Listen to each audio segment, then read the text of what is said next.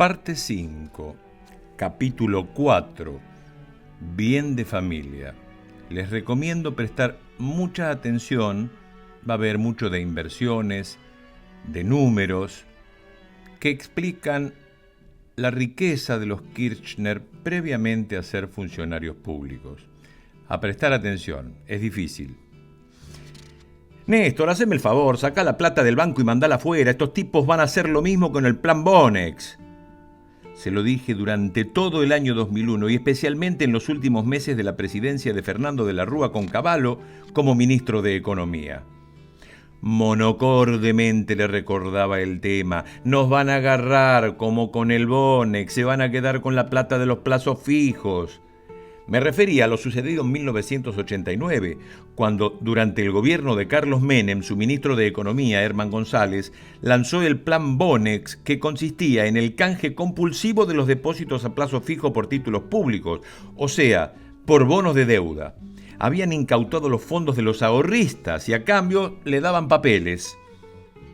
En verdad, creo que fue un plan de Domingo Cavallo para licuar los depósitos, como antesala imprescindible de la ley de convertibilidad que estableció que un peso valía $1 y que Herman González solo puso la cara. Fue así que a fines del 89 todos nuestros depósitos de dinero en plazos fijos, que no eran pocos, pasaron a ser solo papeles que se conocieron con el nombre de Bonex 89. Ese plan se anunció el 28 de diciembre, Día de los Inocentes, y recuerdo que la fiesta de ese año nuevo fue un desastre. Habían cerrado todos los negocios y no conseguías ni comida. Aquel verano habíamos alquilado una quinta en Citibel a partir del 1 de enero, como todos los años, y estábamos en la casa de mi mamá en La Plata para pasar las fiestas. Esa noche discutimos mucho con Néstor. Nosotros ya habíamos visto y hablado sobre el curso de la colisión que venía en la economía y el pronóstico no era nada bueno. En criollo, la veíamos venir. Pero claro, una cosa es pensar que va a haber problemas en la economía y otra, que el Estado se quede con tu plata. Esa noche se me ocurrió ensayar un discurso económico de comprensión de la situación y le dije a Néstor: la verdad que tienen razón, no pueden hacer otra cosa, no pueden devolver toda esa plata con intereses, porque no la tienen. ¿Para qué se lo habré dicho? Me contestó: ¿pero vos qué tenés en la cabeza? Te acaban de manotear toda la guita y encima le da la razón. Pero no se trata de dar la razón, le dije, se trata de entender qué es lo que pasó económicamente más allá de nosotros.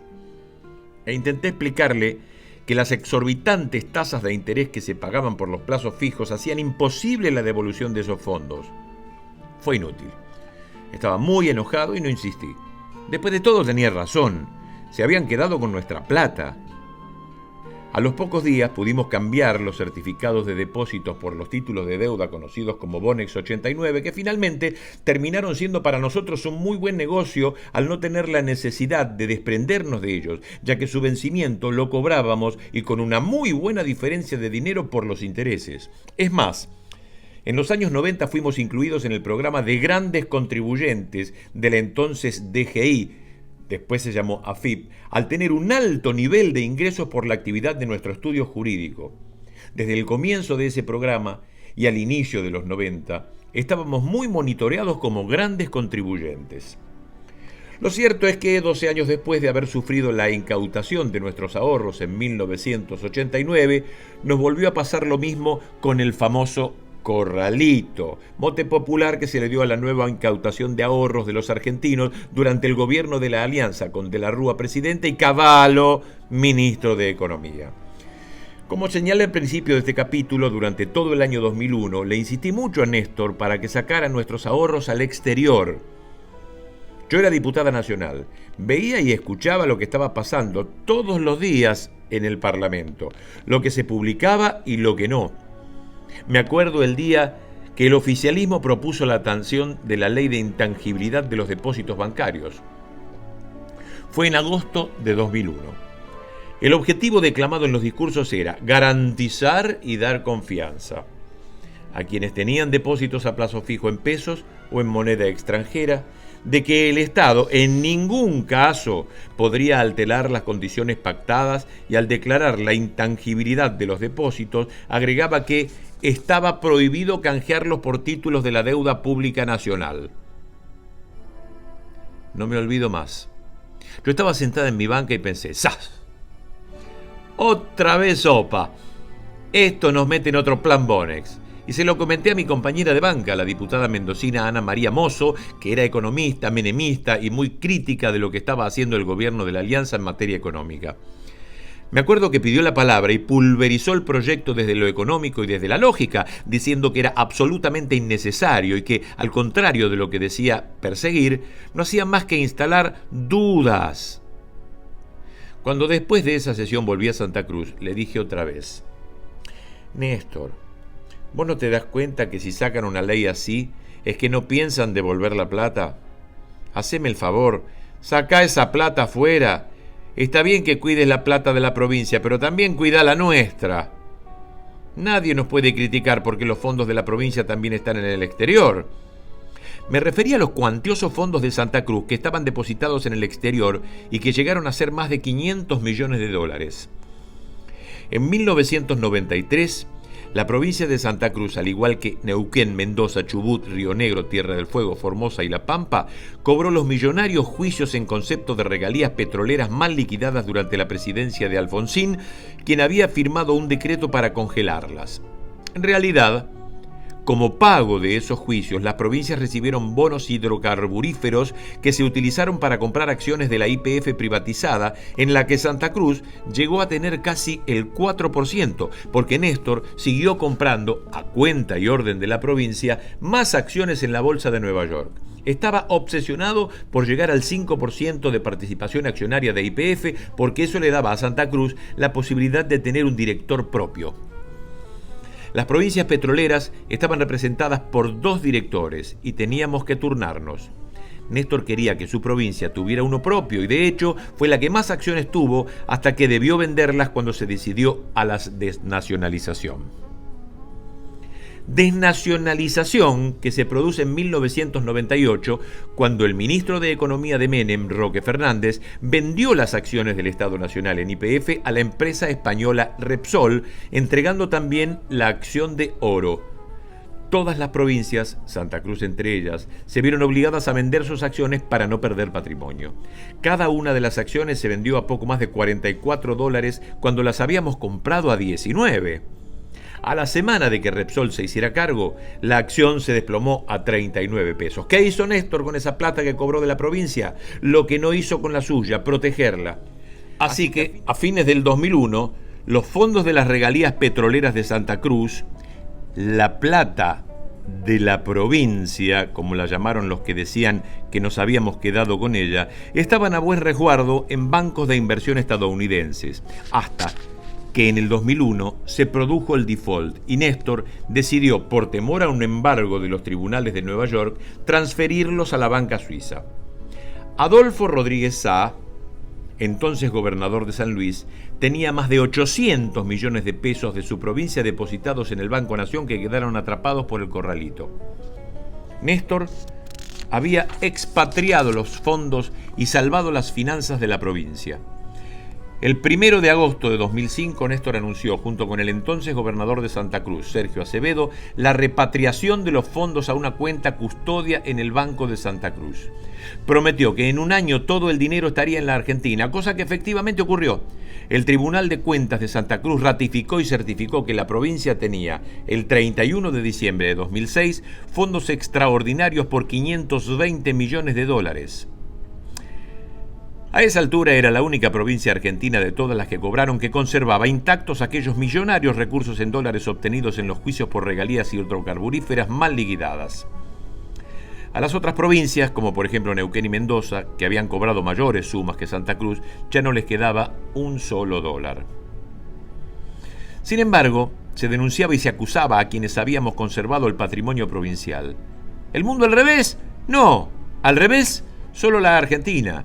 Y Kirchner también, que a fines del 2001, y pese a lo que nos había pasado con el plan Bonex en el 89, me decía, no, Vos estás loca. Si hacen eso, se incendia el país. Además, mirá la tasa que nos están pagando. Y me mostraba los certificados de los plazos fijos. Están pagando unas tasas altísimas, monstruosas. Recuerdo como si fuera hoy esa discusión en el comedor diario de la residencia de la gobernación de Río Gallegos, donde siempre almorzábamos Inés y cenábamos, y que todavía hoy conserva Alicia. Le dije una vez más: ¿no te das cuenta que estas tasas son impagables? Acordate del Bonex. Me contestó otra vez que estaba loca. Se incendia el país si pasa lo que vos decís. Y finalmente se incendió. Yo tenía razón. Estalló la convertibilidad y Cavallo impuso el corralito, es decir, la incautación de los ahorros de los argentinos. Lo dicho, otra vez sopa, como en 1989 con el plan Bonex. Durante una semana entera estuve diciéndole: te lo dije, pero claro, vos sos el sabelotodo, el que sabe de economía. Estaba mortificado, como pocas veces lo vi. Tiempo después, y a través de un mecanismo legal, con acciones y títulos de deudas que cotizaban en Nueva York, pudimos girar finalmente al exterior nuestros ahorros. Recuerdo que el presidente del Deutsche Bank en Argentina vino personalmente a nuestro departamento de Juncal y Uruguay en Recoleta para que firmáramos la documentación. Una vez que la situación económica se normalizó, repatriamos nuestros ahorros y en el año 2003 Néstor presentaba su primera declaración jurada como presidente, y en ella, en el rubro 4.6 de depósitos y dinero en efectivo, en la columna correspondiente a tipo de cuenta, depósitos a plazo fijo en dólares americanos, figuraba la suma de 4.387.674 dólares. Repito, en 2003 Néstor ya declaraba tenencias de depósitos en efectivo por más de 4 millones de dólares. Sin embargo, se cansaron de decir que Néstor y yo habíamos llegado pobres al gobierno. Pero nos fuimos ricos. No es así. Nunca llegamos pobres a ningún cargo en la función pública y menos a la presidencia de la nación. Como ya conté en el capítulo anterior, cuando llegamos a Santa Cruz, luego de que Néstor se recibiera de abogado en el 76, no teníamos dónde vivir ni qué comer, nada. Vivíamos en la casa de mis suegros y el padre de Néstor le compraba hasta los diarios y los cigarrillos. Pero durante el 77 abrimos nuestro propio estudio jurídico, que se convirtió al poco tiempo en el más importante de la provincia, e invertíamos el dinero ganado en plazos fijos, en la compra de propiedades inmuebles para alquilar. Toda construcción de nuestro patrimonio y toda esa construcción fue sobre esos dos pilares, y se puede seguir su evolución año tras año en todas y cada una de nuestras declaraciones juradas de bienes, tanto en las que hicimos desde siempre ante la DGI primero y la AFIP después, como también las presentadas por mí en carácter de senadora nacional a partir de 1995 y la de Néstor como presidente a partir del 2003. Es decir, más de 20 años presentando declaraciones juradas como funcionarios públicos. Más aún, el 18 de mayo de 2003, 7 días antes que Kirchner asumiera como presidente de la Nación, el diario La Nación, claro y declarado opositor a nuestro gobierno, publicó un revelador artículo. Diario La Nación, Señalaban que Néstor, cuando asumió como intendente de Río Gallegos en diciembre del 87, tenía más de 23 propiedades a su nombre y que habíamos tenido mucho éxito como abogados. En ese artículo de La Nación describían que teníamos dinero, una buena posición que habíamos logrado en el estudio jurídico que era el que más trabajaba en Santa Cruz, SIC, y que éramos una familia con fortuna. Resulta más que interesante transcribir lo central de ese artículo de La Nación. Kirchner ya sabía que se dedicaría a la política con la esperanza de llegar algún día a gobernador, pero, además de la barrera infranqueable del proceso, el futuro presidente tenía la convicción de que lo mejor para lanzarse a la arena partidaria sería lograr cierta independencia económica. Allí, él y Cristina pusieron en marcha el estudio jurídico Kirchner. Poco a poco, en una ciudad pequeña donde las relaciones familiares y el trato personal son capitales, fueron ganando clientes hasta convertirse en el bufete de abogados más exitoso de la provincia. En el año 1978 se suma a la sociedad de marido y mujer Domingo Ortiz de Zárate, quien los acompañará hasta 1983. En el estudio él como encargado del gerenciamiento, era la cara visible del estudio, mientras que Cristina, que se recibió en el 79, y su socio se dedicaban a la parte jurídica. Desde el punto de vista material, ya tenía una pequeña fortuna personal que se reflejaba en propiedades. La pareja hoy tiene 24 propiedades, 23 de las cuales habían sido adquiridas antes de su ingreso en la política en 1983. De esta nota quiero destacar muy especialmente el término empleado por La Nación para referirse a nuestro estudio jurídico: el bufete de abogados más exitoso de la provincia. Como se verá, el término de abogada exitosa no fue una originalidad mía en la Universidad de Harvard, en la conferencia que di allí en el año 2012 y que los medios de comunicación hegemónicos y la oposición se ocuparon de ridiculizar. Así son de contradictorios y manipuladores. Habían reconocido que teníamos plata desde antes de que Néstor fuera presidente, pero después necesitaban convencer a los argentinos que los que habíamos llevado adelante las políticas de desendeudamiento y crecimiento de la economía con inclusión social se habían robado todo. No es que cambiaron de opinión, es algo mucho peor. Decidieron manipular la opinión pública. No es la primera vez, ni tampoco sería la última. El 27 de diciembre de 2013, La Nación, otra vez, publicaba una nota sobre nuestro patrimonio bajo el título «Una fortuna que creció gracias a la célebre circular 1050». En esta oportunidad, el diario de Mitre vuelve a reconocer, como en el 2003, que éramos una familia de fortuna, pero que nuestra prosperidad se debía a que nuestras propiedades eran producto de los remates producidos por la tristemente célebre circular 1050, emitida por Cavallo en enero de 1980, cuando era presidente del Banco Central durante la gestión de Martínez de Oz como ministro de Economía de Videla. Esa circular produjo que la gente que había tomado préstamos que se indexaban por la tasa de interés vigente en el mercado, que crecía aceleradamente, no los pudiera pagar y entonces le remataban las propiedades. Las deudas contraídas para comprar los inmuebles superaban varias veces el valor de las propiedades. Dijeron que nuestras propiedades eran producto de los remates producidos por la crisis de la 1050. ¡Increíble! Para los medios de comunicación, o éramos pobres o éramos millonarios usureros. Ninguna de las dos cosas. Por una razón muy sencilla: cuando se compra una propiedad en un remate, el nombre del que compra ese remate debe figurar en la escritura. No hay ninguna posibilidad de que eso sea así en nuestro caso. Nosotros comprábamos directamente a propietarios en operaciones de compraventa absolutamente normales y regulares. A partir del año 2008 se intentó por todos los medios vincular nuestra fortuna personal a la corrupción, buscando un origen espurio o un crecimiento sospechoso de nuestro patrimonio. Coincidió con el comienzo de mi primera presidencia y también con el conflicto de las retenciones móviles que desataron las patronales rurales. Esos ataques recrudecieron, sobre todo después de que Néstor ya no estaba, con cada medida de mi gobierno que distribuía ingresos a favor de los sectores más populares, o que intentaba limitar los monopolios mediáticos, o que impulsaba una política autónoma y soberana de la Argentina respecto de la reestructuración de la deuda externa en batalla con los fondos buitre, o también en sus alianzas internacionales. Hubo 3 juicios por acusaciones de enriquecimiento ilícito. Uno que se tramitó en el juzgado de Julián Ercolini en 2008, en el cual fui sobreseída. Otro en el juzgado de Norberto Yarvide, en el cual se realizaron pericias con intervención del cuerpo de peritos de la Corte Suprema de Justicia de la Nación, y en el que también fui sobreseída. Y el tercero en el juzgado de Rodolfo Canicoba Corral, que concluyó en 2012, también con un sobreseimiento. ¿Se entiende, no? Siendo presidenta, se hicieron 3 juicios en mi contra por enriquecimiento ilícito, originados siempre en denuncias de la oposición, y todos finalizaron con sobreseimientos.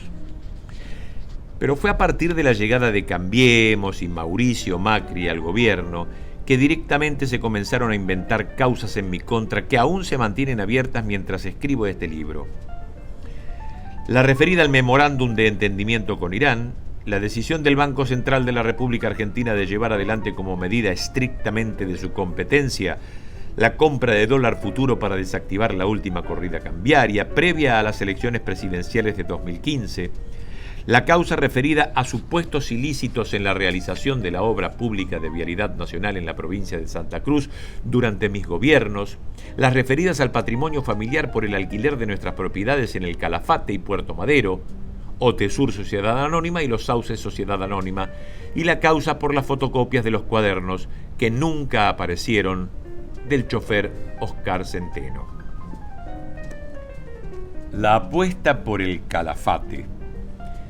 Cuando Néstor asumió como gobernador de Santa Cruz en 1991, la situación era calamitosa, y fue recién durante su segundo mandato, a partir de 1995, cuando habíamos logrado ordenar las finanzas de la provincia, que comenzamos a imaginar cómo transformar el destino turístico al hermoso pueblo de Calafate, parada obligada para visitar el glaciar Perito Moreno, considerado por muchos la octava maravilla del mundo.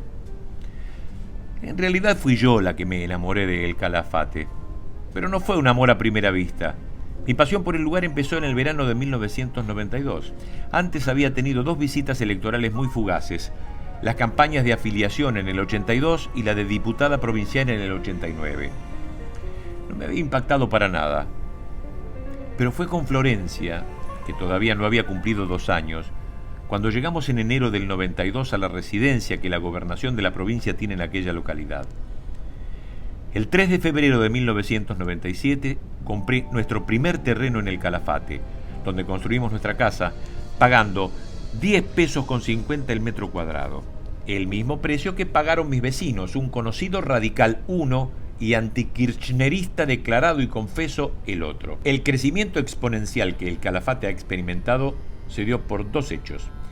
El primero fue la construcción del aeropuerto internacional, íntegramente con fondos propios de la provincia y cuya inauguración se realizó en el año 2000, marcando su despegue, literalmente, como destino turístico.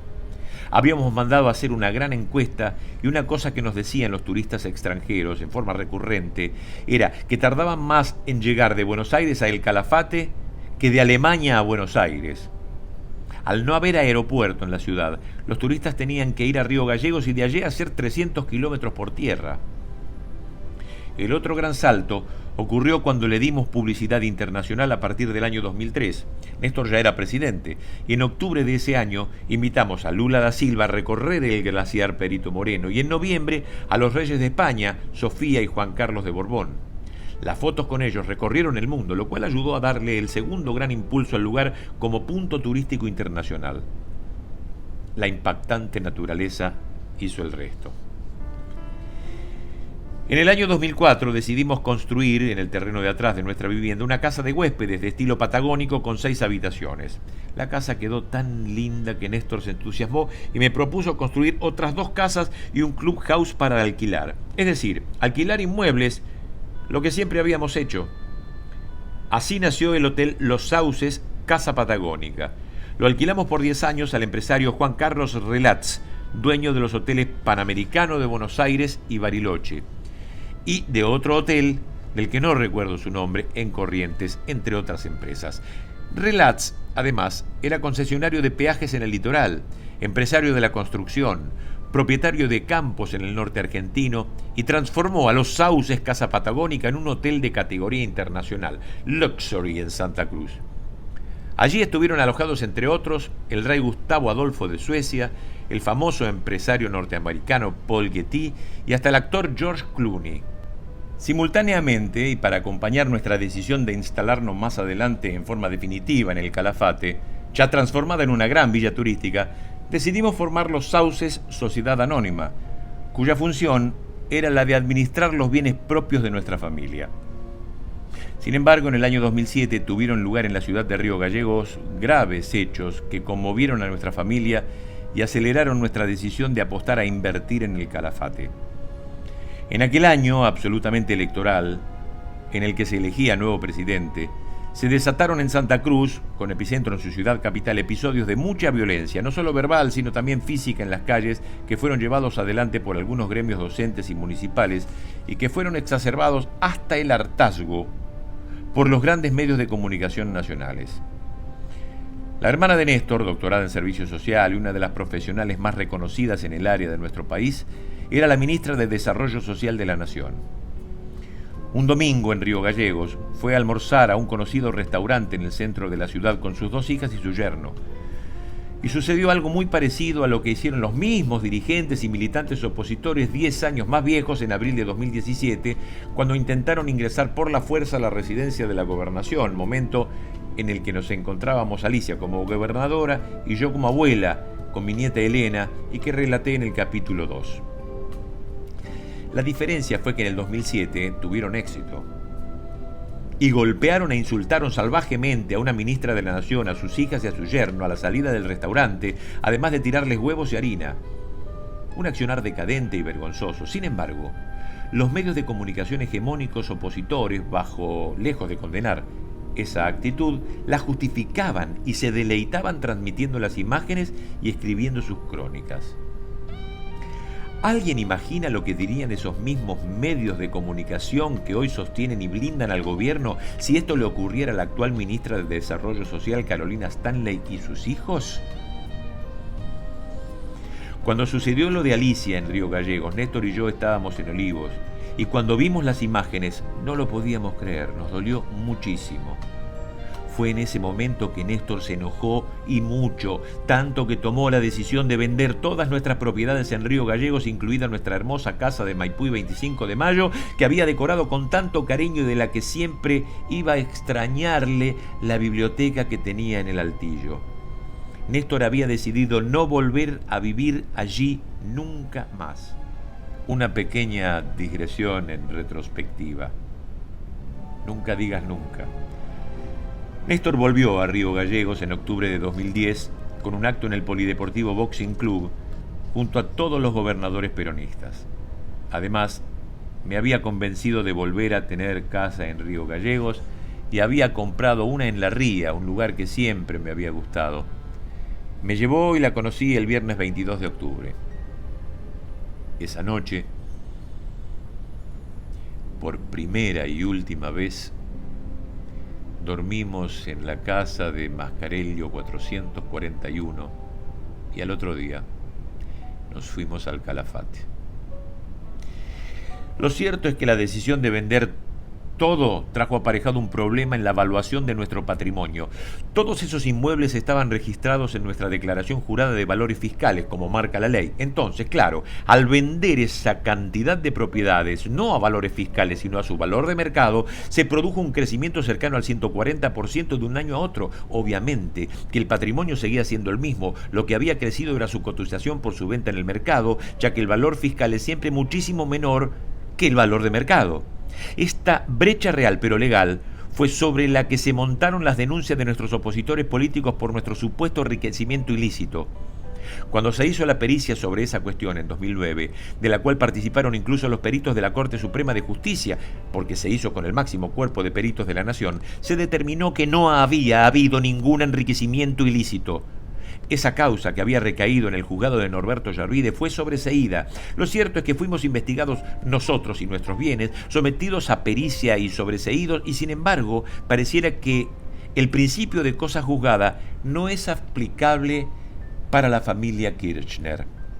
Nada de lo que ocurrió respecto de las denuncias posteriores sobre nuestro patrimonio está desligado del enfrentamiento político que se abrió entre mi gobierno y las patronales agropecuarias y los pools agroexportadores que estalló en marzo de 2008. Es más, todas las denuncias patrimoniales, las agresiones personales o los cuestionamientos sostenidos en los medios de comunicación hegemónicos, Clarín y La Nación, entre otros, tuvieron que ver con el inicio de un profundo debate sobre el modelo económico que impulsábamos, un modelo de producción, trabajo, participación del Estado en la distribución de la riqueza, desendeudamiento externo. En definitiva, que cuestionaba a quienes se quedaban con la renta extraordinaria y eran renuentes al pago de impuestos. La furia contra nuestros gobiernos se trató siempre de eso. Estoy segura que no se trataba ni se trata de ética. Y ahora, a la luz de lo que está pasando con el gobierno de Cambiemos y su catástrofe económica y social, en el fondo creo que hay también una mezcla de estupidez, prejuicios y carga ideológica, porque productores, supermercadistas, industriales, comerciantes, profesionales, científicos, obreros, nunca ganaron tanta plata como con nuestras gestiones de gobierno. Es más, la restauración conservadora, que entonces fue capaz de movilizar a productores agropecuarios quemando pastizales, derramando leche, cortando durante 4 meses rutas, bautizándome como yegua e insultándome como puta, judicializó a partir de allí todos los conflictos políticos. ¿De qué se me acusa entonces? En 2009 los diputados Horacio Piamonte, Adrián Pérez, Juan Carlos Morán y Carlos Comi de la coalición cívica liderada por Elisa Carrió, que era entonces una de las principales defensoras de la resistencia de las patronales agropecuarias, nos denunciaron ante el Juzgado Federal de Juan Ercolini, acusándonos de negocios incompatibles con Juan Carlos Relatz, empresario que tenía contratos con el Estado muchos años antes de nuestra llegada al gobierno, quien nos alquilara el Hotel Los Sauces. En 2011, Ercolini nos sobreselló. No solamente eso, sino que nunca nos citó, ni siquiera a prestar declaración indagatoria. Hizo el análisis de la documentación y nos sobreselló a nosotros y a Juan Carlos Relatz, que en ese momento aún estaba vivo. El pago de alquileres de Los Sauces en 2007 y 2008 constaba en nuestras declaraciones juradas. Es más, el juez Ercolini determinó que el alquiler del hotel no era desmedido porque la constructora de Relatz había realizado modificaciones edilicias que justificaban el aumento. Y algo más, también importante. En 2011, Ercolini dijo en la sentencia que no existía reglamentación o ley que impidiera a los funcionarios públicos alquilar sus bienes e investigó si Néstor y yo habíamos beneficiado a Relatz por el decreto 902/08, por el cual se establecía una disminución en la cláusula de indexación de un contrato de explotación de la Ruta 11 que Relatz tenía adjudicada.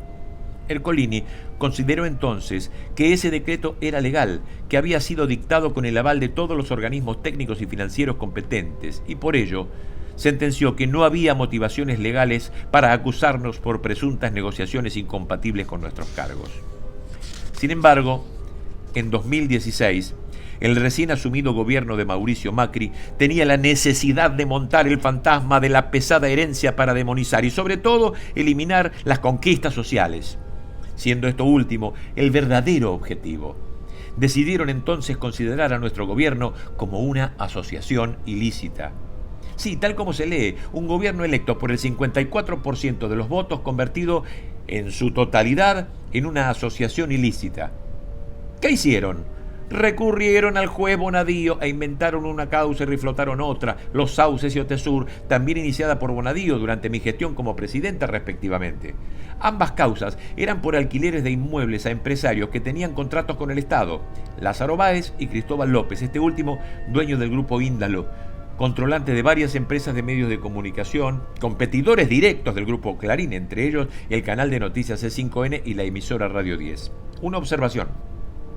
Estos alquileres no tienen nada de diferente con los que, por ejemplo, Eduardo Costa, actual senador nacional, ex diputado nacional y 3 veces candidato a gobernador de la provincia de Santa Cruz, había celebrado con la Agencia Vial del Ministerio del Interior durante nuestra gestión y sin cuestionamiento judicial alguno, con el agregado de que era un opositor a nuestro gobierno, al que acusaba de ser una dictadura, que sin embargo le alquilaba sus propiedades. Tal cual se lee, increíble. Las dos causas, Los Sauces y Otesur, por alquileres a precio de mercado de inmuebles de nuestra propiedad, a empresarios que entre sus muchas actividades también tenían contratos con el Estado, fueron derivadas al Juzgado Federal número 10 a cargo de Julián Ercolini.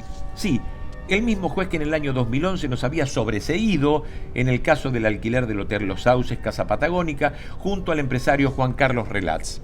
En aquella oportunidad, con sólidos fundamentos y sin tener la necesidad de citarnos a indagatoria, nos había sobreseído.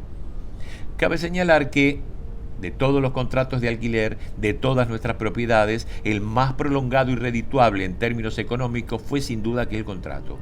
Sin embargo, en las causas de los alquileres de Los Sauces y Otesur, que son exactamente lo mismo, Ercolini, en el año 2016, hizo exactamente lo contrario.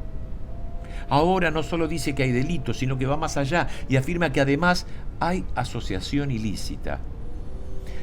No conforme con ello, incluye como integrantes de la banda delictiva a mis hijos Máximo y Florencia, cuya participación en los hechos está dada por su carácter de herederos forzosos de la sucesión de su padre. Estoy segura de que alguien, algún día, deberá responder penal y patrimonialmente por tanta persecución, discriminación y violación de todas las garantías y derechos constitucionales. Cuando en abril de 2013 presenté el proyecto de reforma judicial, se prendieron todas las luces de alarma en el tablero de la alianza que ya se configuraba entre el poder mediático, económico y judicial. A partir de entonces, una vez más, recrudecieron los ataques contra mí y mi familia. En mayo de 2013, el diario Clarín, propiedad de Héctor Mañeto, tituló «Especulaciones sobre una bóveda en la casa del Calafate». Señalaban que un ex vicegobernador de Néstor reclamaba que se allanara nuestra casa en el Calafate en el marco de la causa a la que bautizaron la Ruta del Dinero K, y en la cual el juez federal Sebastián Casanelo dictó la falta de mérito de mi persona en noviembre de 2018. Este ex vicegobernador llegó a relatar que yo le había mostrado unas bóvedas donde supuestamente guardaríamos el dinero robado. Es más, llegó a asegurar, sin tener miedo al ridículo, que comenzó a sospechar cuando le comentaron que Néstor había comprado las cajas de seguridad del desguace del Banco Hipotecario Nacional de Río Gallegos. Ay, ay, ay. Un día más tarde llegó gente del programa PPT de Canal 13 del Grupo Clarín a El Calafate y su conductor, el inefable Jorge Lanata, mostró en televisión una bóveda de utilería para graficar lo que supuestamente habíamos armado en nuestra casa para guardar allí, de acuerdo a su afiebrada construcción, la plata robada. Una construcción de la verdad también de utilería. Mirándolo en retrospectiva y a la luz de las nuevas técnicas de comunicación y de generación de sentido común, el objetivo era fijar en la retina de sus televidentes esa imagen, aunque fuera falsa, tal como se comprobó años más tarde en el allanamiento, que no fue de utilería, ordenado por Bonadío en nuestra casa del Calafate. 15 días después de aquel programa de bóvedas de utilería, el diario La Nación, aliado de Clarín en agronegocios, sostuvo que el avión en el que viajé de regreso a la visita oficial que hice a Vietnam en enero de 2013 había hecho una escala en las Islas Seychelles y que me había hospedado 2 noches para firmar papeles vinculados a una supuesta sociedad de Néstor con el empresario Lázaro Báez llamada Aldine, creada por el estudio panameño Mossack Fonseca. Sí, tal como se lee, el mismo estudio panameño que más tarde figuró como el cerebro de la creación de la mayoría de las empresas denunciadas por el Consorcio Internacional de Periodistas de Investigación que descubrió los Panama Papers, en donde no estaba ni Cristina, ni Néstor, ni sus hijos, sino el presidente Macri, su familia y varios de los miembros de su gobierno que evadieron millones de dólares en impuestos de los argentinos y las argentinas. Por supuesto, Canal 13 del Grupo Clarín no podía ser menos y envió a su animador a las islas para mostrar los lujos y las maravillas de Seychelles, donde supuestamente yo había pernoctado. Lo cierto es que esa fue una escala técnica de tan solo 13 horas y que había sido publicada en el boletín oficial. Sí, la escala en Seychelles estaba incluida en el decreto presidencial del 10 de enero de 2013 sobre mi visita a Vietnam, en donde constaban los detalles del viaje, de la comitiva y de las paradas, tanto en Victoria como en la República de Seychelles. Eso fue así porque no se trataba de una simple escala de carga de combustible, sino que la parada era obligatoria para cumplimentar el tiempo mínimo de descanso para los pilotos, las 13 horas mencionadas. Todo ridículo, como señaló el entonces secretario general de la presidencia, Oscar Parrilli. ¿Se puede creer que la Argentina tiene una presidenta que emite un decreto para avisar que va a trasladar dinero a un paraíso fiscal así, declarado por la FIP? Y yo agrego otra pregunta. En tiempos de transferencias bancarias electrónicas, ¿alguien necesita viajar a algún lado para transferir dinero? Por favor. Creo que en el fondo las fake news, por más disparatadas que sean, operan sobre un público indefenso que cree lo que lee en los diarios y dice la televisión, así como también sobre los prejuicios y preconceptos que existen en toda sociedad. Lo cierto es que nunca estuve 2 días en Seychelles, ni tengo ninguna cuenta en los Panama Papers. Macri sí, y otros de Cambiemos también. Y que el que sí tuvo suerte fue el presentador del Grupo Clarín, que visitó una hermosa playa durante 2 días pagado por el multimedio. La verdad es que ni cuentas en el exterior, ni en las Islas Seychelles, ni en los Panama Papers, tampoco bóvedas en nuestras casas, ni dinero enterrado en la Patagonia. Nuestro único dinero estaba, como siempre, en un banco nacional, aquí en nuestro país, en el microcentro porteño, en el Banco Galicia. Tampoco estaba a nombre de Testaferro, sino de Florencia Kirchner, heredera forzosa de su padre, Néstor Kirchner.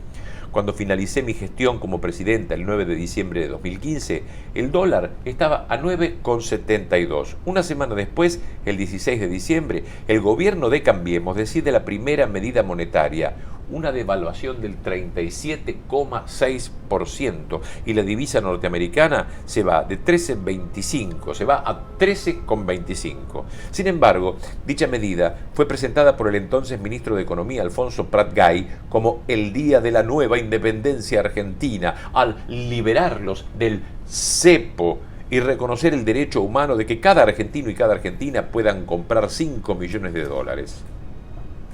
Además, habían decidido no solo pagarle a los fondos buitre, sino que celebraron un acuerdo mucho peor que el que los usureros internacionales nos habían ofrecido a nosotros. El 29 de febrero de 2016, año bisiesto, decidieron una nueva devaluación y llevaron el dólar a 15,80, totalizando desde diciembre de 2015 a febrero de 2016 una devaluación del 62% de la moneda. A esa altura tomé la decisión de que todos los plazos fijos que teníamos de varios millones de pesos, todos en el Banco Galicia y cuya trazabilidad estaba perfectamente determinada no solo en el banco, sino también en todas las declaraciones juradas ante la Oficina Anticorrupción, ante la FIP y en el expediente de la sucesión, en la que inclusive se había abonado la tasa de justicia por esos mismos plazos fijos, fueran convertidos a dólares en efectivo y depositados en el mismo Banco Galicia en cajas de seguridad. Había tomado esa decisión en base a las propias experiencias relatadas en este capítulo y con la certeza absoluta de que el gobierno de Cambiemos iba a repetir la vieja historia. Y no me equivoqué. En aquel momento, 2016, los certificados a plazo fijo estaban todos en pesos, porque cuando en el año 2012 nuestro gobierno dispuso la regulación en materia de compra de divisas, bautizada por la oposición y la prensa como cepo cambiario, teníamos entre los plazos fijos uno más de 3,5 millones de dólares, tal cual fuera publicado oportunamente por un medio de comunicación opositor. En aquel momento decidí deshacer la posición en moneda extranjera y pasar a un plazo fijo en pesos, con la certeza de la coherencia entre lo que se dice y lo que se hace. Me acuerdo un comentario de Máximo en ese momento: si estuviera papá, te mata. En síntesis, al año 2012 teníamos más de 3,5 millones de dólares en plazo fijo en moneda extranjera y también importantes plazos fijos en pesos, con trazabilidad bancaria, impositiva y judicial, que siguieron generando intereses hasta el momento en que decidimos su conversión definitiva a dólares en efectivo en el año 2016. En esa oportunidad el contador Manzanares viajó a Buenos Aires para hacer aquella operación dentro del mismo Banco Galicia. Para que se entienda, los plazos fijos en pesos estaban, como siempre, durante todos aquellos años, en el Banco Galicia, que fue el que nos vendió los dólares en efectivo que se colocaron en cajas de seguridad. ¿De qué banco? Galicia. El dinero nunca salió del banco. Hay una línea de continuidad sin ningún tipo de fisuras. ¿Por qué las cajas de seguridad estaban a nombre de Florencia, mi hija? Muy simple, porque tanto Máximo como yo estábamos viviendo en Río Gallegos y la única persona que vivía en Buenos Aires para hacer ese trámite, que es personal, era Florencia. Nunca pensé que la infamia y la maldad pudieran ensañarse con mi hija como lo hicieron. Bonadío, el sicario judicial, que en múltiples allanamientos había secuestrado todo tipo de documentación, entre las que estaba la de los plazos fijos convertidos a dólares, se la entregó ilegalmente a la diputada Margarita Stolbizer, quien hizo una denuncia contra mi hija como si el dinero en las cajas de seguridad fuera ilegal. Y a raíz de ello, hicimos una presentación judicial por el delito de falsa denuncia y los jueces y fiscales de Comodoro Pi rechazaron abrir una investigación sobre ese tema. No solo eso, la falta de conocimiento y comprensión de Stolbizer en el análisis de la documentación secuestrada, donde las sumas estaban primero en pesos en los plazos fijos y luego en dólares, en efectivo. La llevó a sumar erróneamente ambas cifras y denunciar el doble de las sumas de dinero que estaban en las cajas de seguridad. La foto de Florencia fue editada al lado de las cajas de seguridad con los dólares, que había sido filtrada a la prensa por el Ministerio de Seguridad a cargo de Patricia Bullrich. El diario La Nación indicó que la fuente de esas fotos era el ministerio mencionado. Ello motivó que presentáramos una querella contra la ministra, que recayó en el juzgado federal de Ariel Lijo, quien, pese a nuestra insistencia en los últimos 2 años, no tomó ninguna medida. Sin embargo, el objetivo había sido logrado y mi hija, la hija de Néstor Kirchner, que cuando asumió como presidente en 2003 ya había declarado más de 4 millones de dólares en certificados a plazo fijo, que el diario La Nación nos había reconocido como una familia de fortuna producto de un exitoso estudio jurídico, tal cual lo definieron en letra de molde. Nuestra hija, que era junto a su hermano heredera forzosa de todos los bienes de su padre, fue estigmatizada como si hubiera cometido un delito. No tengo ninguna duda, hay premeditación y planificación para la difamación, que pivotean sobre una obsesión, la estigmatización de los dirigentes populares. Si se mira la historia de casi todas las dirigencias populares, se puede encontrar el mismo mecanismo de manipulación y falsificación de los datos. Un caso paradigmático en la historia argentina ocurrió con las denuncias sobre las supuestas y fabulosas cuentas que Evita y Perón tenían y que habían conservado en Suiza. La historia puede manipularse, pero no esconderse. Se demostró que a Perón, en su exilio, tanto en Centroamérica como después de Madrid, lo mantuvieron gobiernos o empresarios amigos como Jorge Antonio. Imposible no recordar que cuando se produjo el macabro robo de las manos de Perón en el cementerio de la Chacarita, en junio del 87, no fui la única que escuchó decir que habían cometido esa barbarie porque él tenía puesto un anillo donde se hallaba oculto el número de una cuenta en Suiza. Si esta teoría demencial fuera cierta, su viuda, Isabel Perón, le hubiera dejado el anillo cuando lo sepultó. La verdad, cuando uno escribe algunas cosas que escucha, se puede observar la dimensión de la difamación sin límites. El otro día me contaron que en una obra de teatro sobre Evita, el autor describía al personaje de la madre de Eva como una mujer obsesionada que le rogaba a su hija en su lecho de muerte que por favor le dijera cuál era el número de la cuenta en Suiza donde supuestamente tenían las joyas y la fortuna que se habían robado ella y Perón. Sí, así como se lee. Dios mío, cuánta perversidad. En esta línea de distorsión de la realidad, los medios hegemónicos, ahora oficialistas en la era Macri, instalaron un latiguillo que muchos repiten sin ton ni son como loros ebrios. Se robaron un PBI. Eso dicen de nuestro gobierno. Ahora bien, ¿qué quiere decir se robaron un PBI? Primera pregunta, ¿qué PBI? El que había cuando llegó Néstor Kirchner a la presidencia en 2003, que eran 100.000 millones de dólares, o los más de 500.000 millones de dólares que dejé yo cuando terminé mis 2 periodos presidenciales, o el PBI de Macri, que a fines de 2018 ya lo había reducido a 376.000 millones de dólares. Quienes repiten ese latiguillo pueden ser de clase baja, media o alta, pero la mayoría no sabe lo que es un PBI. ¿Alguien podría tener dimensión de lo que son 500.000 millones de dólares todos juntos? La verdad es que, promediando el 2018, los datos que hay comprobados, es que una similar y enorme cantidad de dinero pertenecería a varias decenas de miles de argentinos, quienes además, en su mayoría, los tendrían depositados en cuentas offshore. Jorge Gallero, especialista en temas tributarios, señaló que el mundo de las empresas offshore tendría unos 500.000 millones en manos de residentes y empresas argentinas. Y que solo el 5% de esa enorme masa de dinero provendría de la corrupción política. Otro periodista, Tomás Lukin, autor del libro Argent Papers, junto a Santiago O'Donnell, señaló: estimaciones construidas por el equipo de investigación sobre fuga de capitales que funcionaba en el Centro de Economía y Finanzas para el Desarrollo de la Argentina, detallan que el stock fugado del país asciende hasta los 500.000 millones de dólares, alrededor del 80% del PBI. también consignó que los datos surgidos del Instituto Nacional de Estadística y Censos, el INDEC, expresan que a comienzo de 2017 existían 240.067 millones de dólares de argentinos en el exterior, que según explicó sería el cálculo más conservador. Lukin señaló que durante los meses que se revisaron los datos encontrados en los Panama Papers, fue posible identificar estructuras y operaciones offshore vinculadas con más de 60 grandes empresarios argentinos de todos los sectores económicos. Incluso las reiteradas presencias del presidente argentino, su familia y sus allegados en el mundo offshore nos revelan casos de corrupción gubernamental. La proliferación de estructuras offshore vinculadas con el mundo Macri dan cuenta, ante todo, del comportamiento coherente y sistemático del que fuera uno de los principales grupos económicos de la Argentina durante décadas. Es decir, el nuevo gobierno y sus voceros se cansaron de buscar todo el tiempo como nos habíamos robado un PBI o la ruta del dinero K, pero solo encontraron la ruta del dinero M.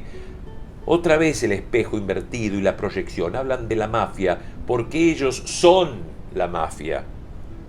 Entonces, ¿por qué se repite hasta el cansancio la mentira de que nos robamos un PBI? Porque cuanto más brutal es la mentira, más funciona. No es nueva esta manipulación. Esta técnica fue aplicada obsesivamente para la instalación despiadada del nazismo en Alemania, para recordar un régimen en el que esa gigantesca manipulación terminó en una de las mayores tragedias de la humanidad. El ministro de propaganda de Hitler, Joseph Goebbels, sostenía que cuanto más grande es y más se repite una mentira, más posibilidades tiene de calar. Dijeron como una cantilena, se robaron todo para invalidar lo que hicimos. Satélites, universidades, escuelas, viviendas, el procrear, el progresar, asignación universal por hijo, inclusión jubilatoria, reestructuración de la deuda, etcétera, etcétera, etcétera. Es más, afirmaban que los programas para los sectores vulnerables, como la asignación universal por hijo, eran para que siguieran siendo pobres y así nosotros podíamos seguir robando. O sea, le dimos plata para que siguieran siendo pobres. Así de absurda pero efectiva es la construcción comunicacional. Y por último se apuntaba, y se apunta aún, a que aquellos argentinos que durante nuestra gestión consiguieron trabajo, profesionales que crecieron, pequeños y medianos empresarios que prosperaron por la actividad económica y el consumo crecientes, sintieran que sus impuestos los utilizábamos para dárselos a los vagos, a los choriplaneros, a la gente que no quiere trabajar, cerrándose así el círculo perfecto del darwinismo social, sin advertir que allí radica la destrucción de la economía, del país y del bienestar, de la mayoría de sus habitantes. Se estigmatizaban así políticas públicas activas en materia de desarrollo social y económico. Debo decir que también grandes e importantísimos empresarios que ganaron fortunas durante nuestra gestión producto del crecimiento de la economía, de la política de pleno empleo y del consumo popular, también cayeron en la trampa del discurso mediático, como puede verse al cotejar los balances de sus empresas durante nuestras gestiones y ahora durante la gestión del macrismo. Cuando Axel Kicillof habla con empresarios, utiliza una frase fantástica que grafica la situación. Resulta que cuando nosotros en el gobierno aplicábamos políticas que según ustedes estaban equivocadas, ganaban plata.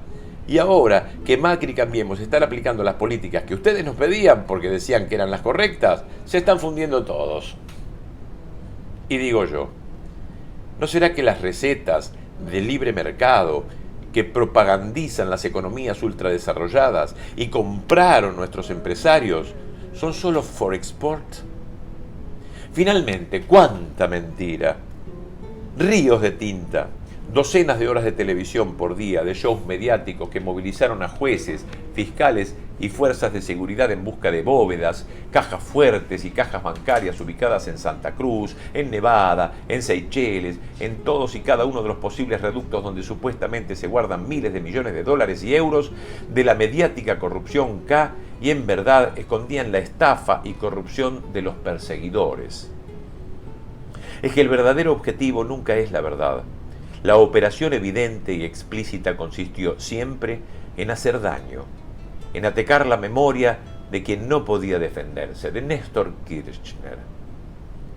Y de lo que más amó, no solo a su familia, sino en la realización del sueño que prometió. Y yo juré continuar, de tener un país más justo y libre en el que valiera la pena vivir.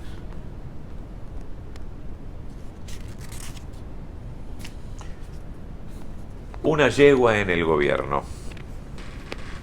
¿Viste la tapa de noticias? El que me pregunta es Miguel Núñez, vocero presidencial, que entra a mi despacho con el rostro demudado. Lo recuerdo como si fuera hoy, era julio de 2007. Ya se sabía que iba a ser candidata a presidenta y en ese momento tenía una oficina en la Casa Rosada, atrás de la de Oscar Parrilli, secretario general de la presidencia. No, Miguel, no la vi. ¿Qué dice? ¿Que sos bipolar? Me respondió nervioso. Quédate tranquilo, que no soy bipolar. La que es bipolar es mi hermana. Pero no te hagas problema, que los bipolares son muy inteligentes. Fíjate que Newton y Einstein también lo eran. Lo tranquilicé y lo nombré un montón de personas que también eran bipolares. Mi hermana, que sí es bipolar, es completamente brillante e intuitiva. Son personas muy sensibles, le dije, y continué con lo que estaba haciendo en mi oficina. No era la primera vez que ante una decisión trascendente de Néstor o mía, los medios se anticipaban a demonizarnos, o al menos a intentar neutralizarnos. La tapa de la revista Noticias a la que se refería Miguel Núñez se anticipaba a estigmatizar mi posible candidatura a presidente con el título El enigma Cristina, trastorno bipolar y nuevo gobierno, sobre la imagen de un primer plano de mis ojos vidriosos. Antes, en noviembre de 2016, ya habían puesto en duda mi salud mental con otra tapa. Cristina Kirchner, ¿está bajo tratamiento psiquiátrico? Las tapas de la revista Noticias condensaron a partir de 2006 los agravios más violentos y misóginos contra mí. Y en todos los casos comentaban medidas de gobierno que estaban decididos a combatir. No era casualidad, eran ataques planificados y sistematizados. Algunos ejemplos. El 7 de septiembre de 2012, ya en mi segundo mandato, Noticias tituló en la tapa El goce de Cristina, acompañado de una horrible caricatura deforme mía en trance de orgasmo, con lo que supuestamente graficaba mi desmedido deseo de poder. Verdaderamente escatológico. Cada día se muestra más desenfrenada, más sensual y hasta con guiños procaces, decía en forma textual refiriéndose a la presidenta de la nación. Claro, esta tapa se publicó 6 días antes de la convocatoria a un cacerolazo contra la decisión de regular la venta de divisas que el poder mediático bautizó como cepo al dólar. 4 días antes de las elecciones del 27 de octubre de 2015, uno de sus periodistas estrella confirma y detalla mi bipolaridad. Titularon Diagnóstico Final. Querían echarme a mí o a nuestros candidatos de la competencia electoral como fuera. En su manera de impulsar la candidatura de Mauricio Macri, o en todo caso, que mi despedida del gobierno ocurriera en medio de una crisis o que mi gestión fuera recordada como la de una loca, es decir, una bipolaridad grave. Muchas veces pienso que todos los agravios de la revista Noticias de la editorial Perfil y cuyo dueño es Jorge Fontevecchia, tal vez se corresponden no solo a determinaciones políticas, sino a profundas cuestiones personales del propio Fontevecchia, que muchas veces me pidió un reportaje al que nunca accedí. La verdad es que con las cosas que publicaron fueron peores que Héctor Mañeto de Clarín, porque atacaban directamente mi condición de mujer. La tapa de Noticias sobre el orgasmo no fue una tapa política. Al igual que cuando me presentaron como una mujer fatal con látigo y botas negras. Hay, en esas imágenes de caricatura femenina de la revista de Fontevecchia, lo que los psicólogos llamarían fantasías proyectivas. Una pequeña digresión. Recuerdo que cuando internaron por primera vez a mi hermana bipolar, entre las cosas que ella decía de variando y que motivaron su internación, fue que Néstor iba a ser presidente. Creo que fue en el año 1993, 10 años antes de que eso efectivamente sucediera. Recuerdo que ese día le dije a Máximo, tu tía está loca, dice que tu padre va a ser presidente. Máximo recuerda muy bien ese momento, porque yo había viajado a Buenos Aires para acompañar a mi mamá y todavía me carga cuando hablamos del tema. Al final internaron a la pobre Giselle por decir que lo que ustedes no veían. Deberían pedirle perdón. Aunque ahora puedo contarlo tranquila, ese fue un momento muy terrible para mí.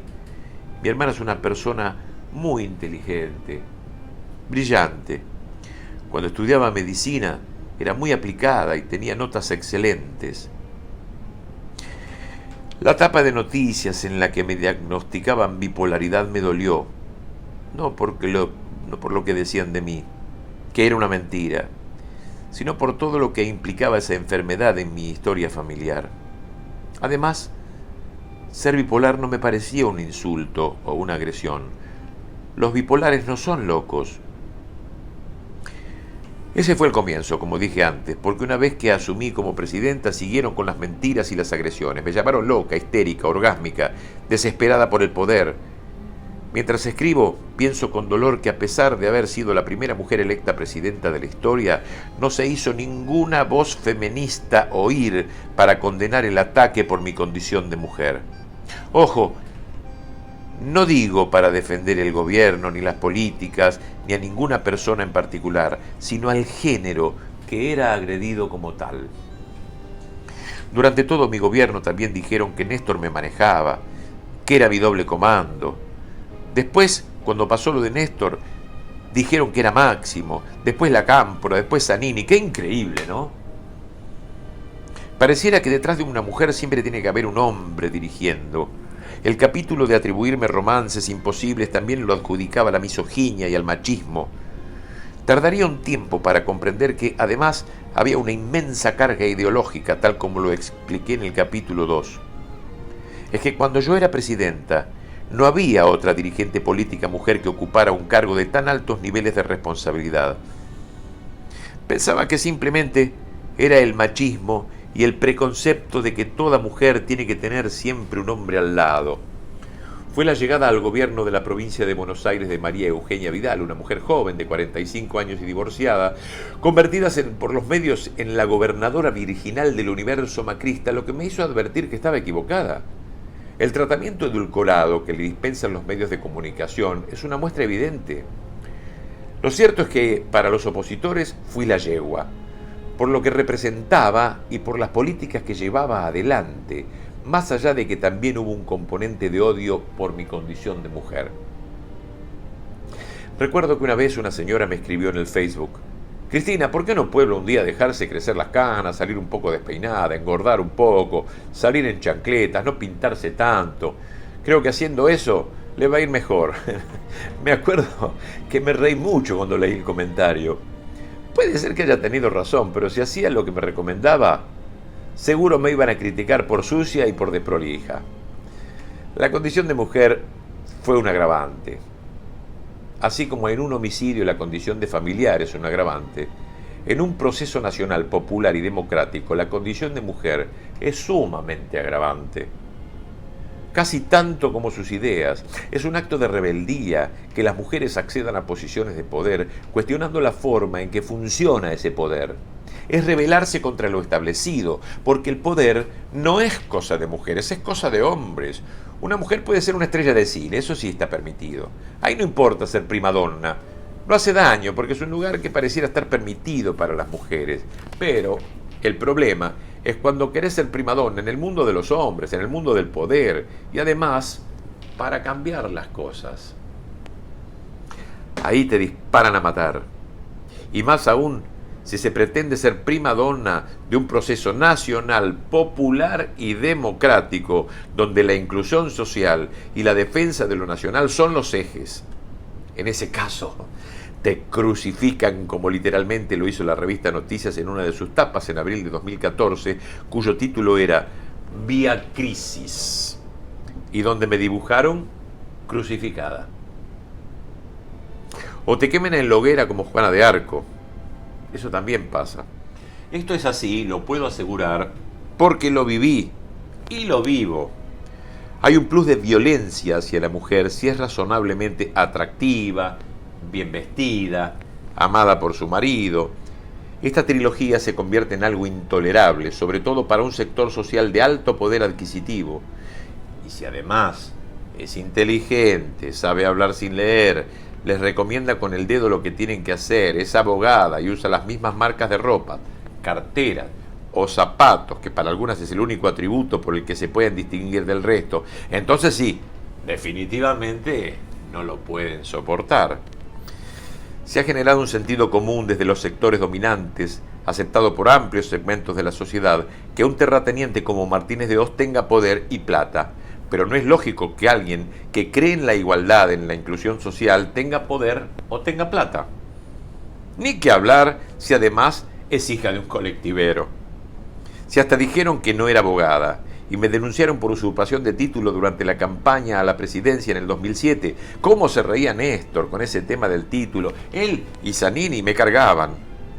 La verdad que parecía un chiste, pero recuerdo que se tramitaron 2 expedientes judiciales en Comodoro Pi. Increíble. Todavía debe haber alguno o alguna que sigue diciendo que no soy abogada. ¡Cuánto mediocre suelto! Sinceramente, creo que se mezclan muchos sentimientos, prejuicios y carencias en la gente sobre los cuales los estrategas de la comunicación política que tienen estudiadas todas las miserias y todas las virtudes humanas pivotean y operan. Se basan en diferentes cuestiones usando la psicopolítica para manipular a las personas. Es cierto que es algo que viene desde el fondo de la historia. Es el caso de Caín y Abel y los 7 pecados capitales. Después hay variantes. Están los Brutos, relacionando o traicionando al César, y Judas traicionando a Jesús. Pero antes de estas traiciones, lo que anida en estos ejemplos es el pecado de la envidia. El homicidio, el odio, la violencia, el incesto, nada es nuevo. Hay variantes, agregados. Le podemos sumar la maravilla de las redes, la tecnología, que sirve para que los contenidos se viralicen, pero ¿sobre qué pivotean estos medios? Pivotean siempre sobre los 8 o 9 sentimientos más profundos de la condición humana, desde el fondo de la antigüedad hasta acá, con mayor o menor grado de tecnología. ¿Cuáles son los sentimientos que inspiran las tragedias de Shakespeare, desde Lady Macbeth hasta Otelo? La locura justiciera de Hamlet o el amor trágico de Romeo y Julieta. Son las pasiones de la condición humana, las pasiones que se expresaron en la Antígona de Sófocles. Todo está escrito en la Biblia, en el teatro griego, en el Evangelio, Electra, Edipo, Medea cuando mata a sus hijos, o en el buitre que come eternamente el hígado de Prometeo, encadenado a la montaña por revelar el secreto del fuego, el fuego a los mortales. Han variado las formas de comunicar y de armar la comunicación sobre las pasiones más primarias de la condición humana. Sin embargo, siempre aparece una mujer que tiene la culpa de todo. Desde el mito de Adán y Eva, cuando la serpiente la impulsó a comer la manzana y ambos fueron expulsados por Dios del paraíso. Eva es la culpable del pecado original. Una mujer tenía que ser la culpable, y el mito nunca se detuvo. También fue el destino de Eva Perón. Creo que no hay ninguna mujer peronista que no trate de evocar a Evita. Es imposible. Como cuando era chica, la imagen de Evita me sigue fascinando y emocionando. Perón nunca me emocionó. Con él no se me caía una sola lágrima. Lo que siempre me impresionó de él, y mucho, fue su razonamiento, la construcción de su pensamiento y su forma de hablar y de comunicar política. En ese sentido creo que Perón fue un genio. Hoy lo vuelvo a ratificar cuando leo el modelo argentino que presentó aquel 1 de mayo de 1974 en su tercera presidencia, poco antes de morir. Hay que ver lo que decía Perón del déficit fiscal y de los planes de ajuste. O de impulsar el consumo de los sectores más vulnerables. Pero en cambio, cuando la veo a Evita me dan ganas de llorar. Me conmueve profundamente. A Perón me da ganas de leerlo, de entenderlo. En cambio, nunca leí La razón de mi vida completa, ni tampoco pienso hacerlo ahora. A Evita me encanta verla y escucharla. Esa podría ser la síntesis, porque ahora, mientras escribo, pienso que Evita es imagen y construcción simbólica. Perón era y es construcción intelectual. Pienso también en otras mujeres, como Juana Zurduy, coronela del Alto Perú, que dejó todo en las guerras de la independencia. la muerte de sus hijos y su marido a manos de los realistas, y que nuestro gobierno le reconoció el grado de generala. Siempre la admiré por su entrega en la lucha independentista y por eso decidimos poner su estatua atrás de la Casa Rosada, bien cerca de la sede de nuestro gobierno. Hace un tiempo Macri decidió trasladar el monumento y debo decir que el nuevo lugar que eligieron para Juana me gustó mucho más que el que yo había elegido. Ella se levanta a las puertas del Centro Cultural Kirchner. No solo la van a ver muchos más, sino que con el marco del CCK atrás y ella adelante como dirigiéndose a la Casa de Gobierno, aporta una nueva construcción simbólica. Con su espada, así, levantada, señala la sede del poder. Otras mujeres de la historia también me llaman mucho la atención. Una de ellas es Cleopatra, a pesar de que ha tenido muy mala prensa. Era una intelectual impresionante, miembro de la dinastía ptolomaica que construyó la Biblioteca de Alejandría y hablaba muchísimos idiomas. Estaba muy lejos de la versión hollywoodense de Elizabeth Taylor, que solo quería conquistar cama mediante los grandes líderes de Roma. Si Cleopatra sedujo a Julio César y a Marco Antonio, lo hizo desde otro lugar, no tengo dudas. Resulta absurdo, en épocas donde los hombres contaban con mujeres esclavas, pensar a Cleopatra solo desde lo físico. Por eso será que le puse a mi perrita caniche Cleopatra, a la que terminé llamando cariñosamente Cleo. Perdón por la digresión, pero Cleo fue nuestra entrañable mascota. Aún conservo su foto en un portarretratos. Volviendo a las críticas que recibí por mi condición de mujer durante el conflicto de los patrones agropecuarios por la resolución 125 sobre las retenciones de la soja, me adjudicaron el apodo de yegua. Los ojeros me hacían reír mucho por su extremo machismo y gorilismo. Sin embargo, lo que definitivamente sí me da pena es el odio de una mujer de clase media o clase baja. Los insultos de la clase alta no me afectan, hasta me divierten. Cuando Hugo Violcati, siendo titular de la Sociedad Rural Argentina, fue a cacerolear a la residencia de Olivos, me pareció correcto que se mostrara tal cual es. Sus insultos me divertían porque siempre eran los mismos: yegua, puta, montonera, chorra. Me cuesta más entender racionalmente los agravios de la clase media aspiracional. Elisa Carrió es el perfecto ejemplo. Quiere parecer lo que no es, pertenecer donde no pertenece. Me recuerda las costumbres de algunas clases acomodadas provincianas que no llegaban a ser aristocracia en la época de los Luises y que ansiaban conocer Versalles o soñaban con vivir allí, pero no podían. Ella me da esa impresión. Y es una pena que, justo ahora que concretó su aspiración y forma parte del gobierno que siempre vivió en Versalles, la crisis que provocaron está destruyendo al resto y las llamas se acercan a Palacio. Para colmo, ella no vive en Versalles, solo la invitan, pero ni siquiera a dormir. La dejan ir a comer o a tomar el té, pero después se tiene que ir. Ella nunca fue miembro de la clase alta que funge como pseudo aristocracia en la Argentina rastacuero de Jaureche, aunque siempre quiso serlo. Está claro que Violcati, con ese apellido de recién bajado del barco, tampoco forma parte de ninguna aristocracia. En fin, Jaureche los explicó a todos mucho mejor que yo. Pero retomando la recomendación de la señora de Facebook, estoy segura que si no me vistiera como me visto, si no me peinara como me peino, si no me pintara como me pinto, como una puerta desde los 15 años, no me hubiera odiado tanto. Sí, ya sé. Y la pregunta es, ¿y si sabes todo eso, por qué no le haces caso a la recomendación? Simple, porque no sería yo. No pienso disfrazarme de lo que no soy ni nunca fui. Para eso están otros y otras. Nunca concebí la política como una carrera. Recuerdo que yo no quería ser candidata en 2007. Con Néstor conversábamos siempre sobre la posibilidad de que yo lo sucediera a él en la presidencia. Inicialmente me resistía, pero aún hoy sigo sin estar segura de que haya sido lo correcto, aunque también pienso qué hubiera pasado si lo hubiéramos perdido a él siendo presidente. Una catástrofe. ¿Se habrían frustrado tantas cosas que hicimos después? No lo sé. Y creo, Además, ¿qué es contrafáctico preguntárselo hoy? Lo cierto es que para mi candidatura no solo influyó que ya había comenzado a circular, sino que también pensábamos en la necesidad de asegurar la continuidad en el tiempo de un proceso político virtuoso de transformación del país. Porque Néstor sostenía que se necesitaban por lo menos 20 años para poder construir una nueva Argentina. Recuerdo cuando me dijo, ¿puedo yo de vuelta y después vos? Ni loca, le contesté. Porque si yo era candidata, luego de 2 mandatos consecutivos de Néstor, seguramente iban a decir, pone a su mujer porque él no puede ser reelecto. El día que Néstor y Alberto me propusieron como candidata para octubre de 2007, lo primero que les dije fue, ustedes están locos, por favor.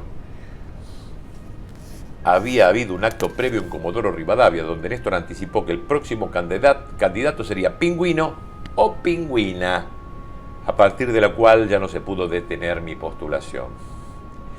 Creo que Néstor pensaba en la alternancia, pero la verdad es que yo quería que nos fuéramos en 2011. Había quedado muy marcada por el enfrentamiento con las patronales rurales en marzo de 2008, y digo patronales rurales y no el campo, porque construyeron esa imagen bucólica del campo, de la vaquita y el gauchito, pero se trataba de los grandes pools y monopolios agroexportadores. La batalla había sido con ellos.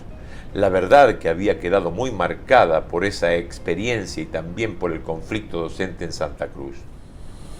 Máximo tampoco quería que continuáramos compitiendo por la presidencia más allá del 2011.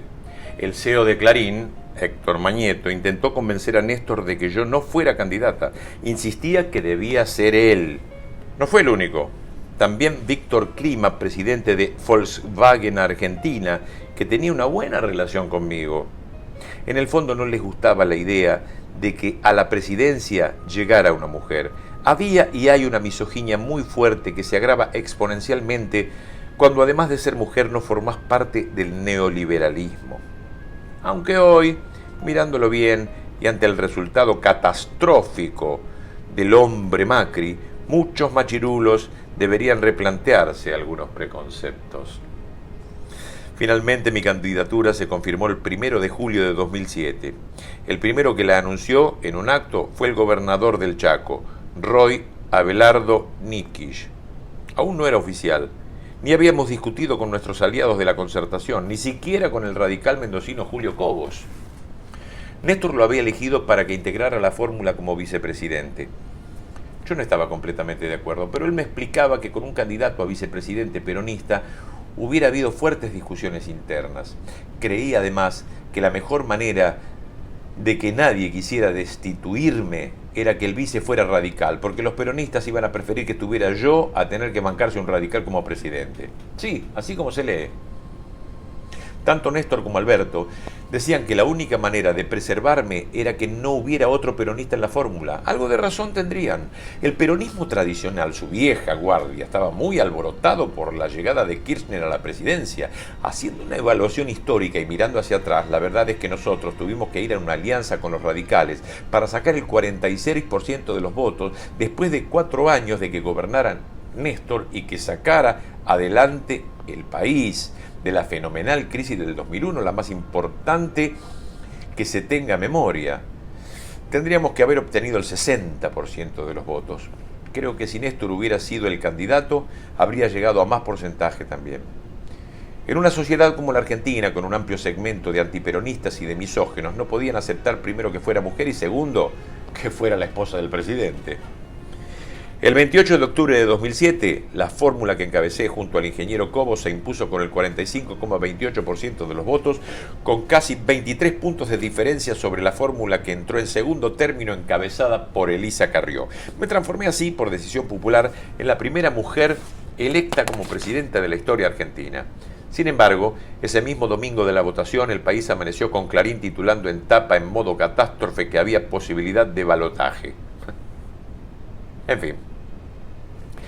Asumí el 10 de diciembre ante la Asamblea Legislativa del Congreso y allí fijé los lineamientos básicos de nuestra gestión.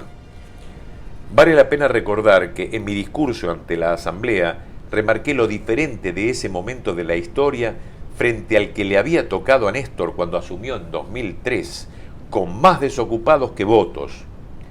había cerrado 2 mandatos constitucionales inconclusos por la trágica crisis del 2001, el iniciado el 10 de diciembre del 99 y luego el 2 de enero de 2002. Pudo sacar el país adelante porque tanto él como yo creíamos en los proyectos políticos y en las construcciones colectivas, en una articulación política, social y económica diferente. Recordé las largas madrugadas en que el Parlamento estaba obligado a sancionar el ajuste permanente porque lo pedía el Fondo Monetario Internacional. De política del ajuste permanente que había caracterizado la década del 90, habíamos pasado a la que aplaudía el default.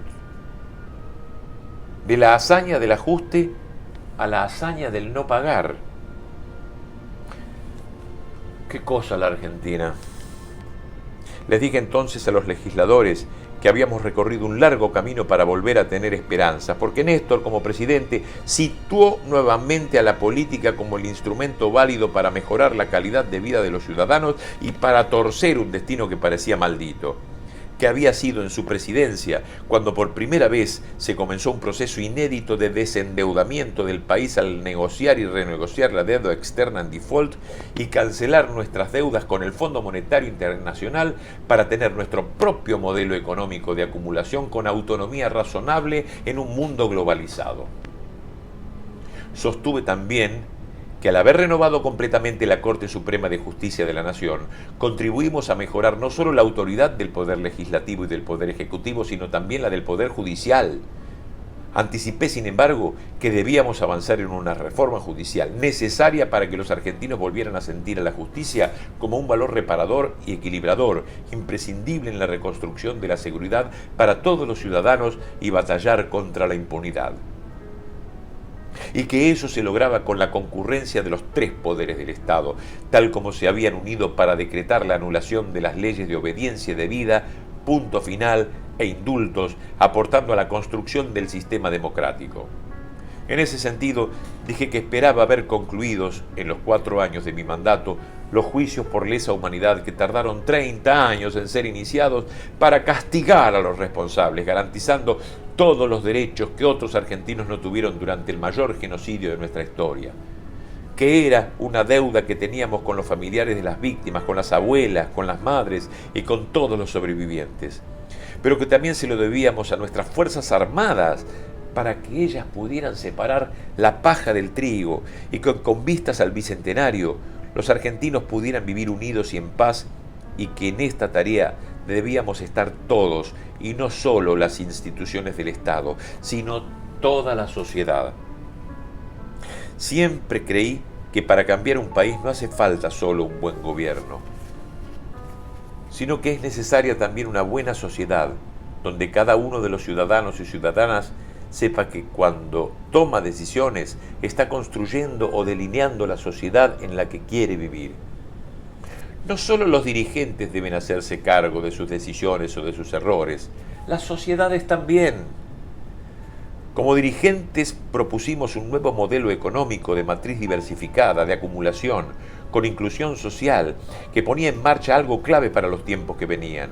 Un modelo que en el empleo, en la producción, en la industria, en la exportación, en el campo, reconocía la fuerza motriz que ha permitido que millones de argentinos vuelvan a recuperar no solo el trabajo, sino además las esperanzas y las ilusiones de que una vida mejor es posible.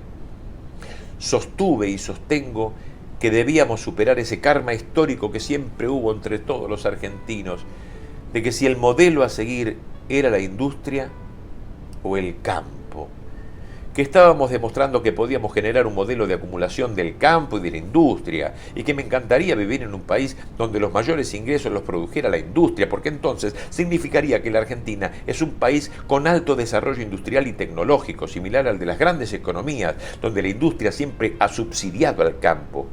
Pero que ese no era el modelo de acumulación económica que se había adoptado en reiteradas oportunidades y con violencia, tanto durante el siglo XIX como en el XX.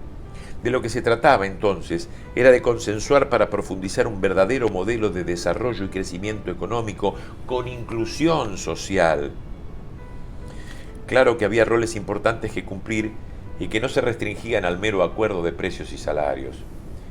El acuerdo de que hablé era y es un acuerdo de grandes metas, de los grandes objetivos, cuantificables, verificables, que luego necesitaban de mucha inversión e innovación tecnológica, pero que eso llevaba tiempo. Porque se trataba de sentar las bases de acumulación para evitar que cada 4 años los argentinos cambiáramos el modelo económico, porque nadie puede vivir cambiando todo cada 4 años. Debía haber acuerdos estratégicos justamente para impedir el péndulo con el que se terminaba frustrando todo. Así que no se trataba de meros acuerdos sectoriales, porque yo no había llegado a ser presidenta para convertirme en gendarme de la rentabilidad de los empresarios, ni en parte de las internas sindicales o políticas.